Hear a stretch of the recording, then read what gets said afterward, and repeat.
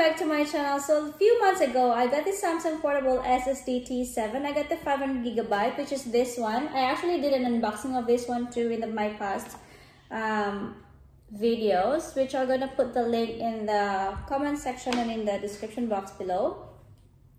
And I liked it, so we got the 1TB this time, and it's in red. So it is compatible with Windows, Mac, and Android. It has got 3-year limited warranty as well.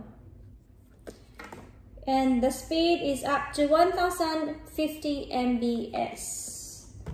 So let's do a quick unboxing on this one.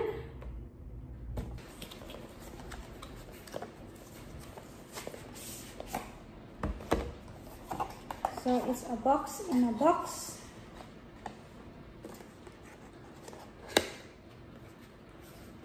That's the unit there. It's pretty in red.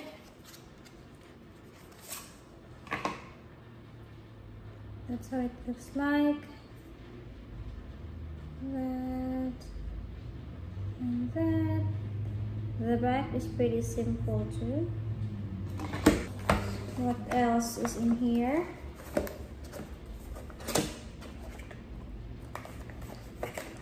It's another box. So it's a box in a box in a box.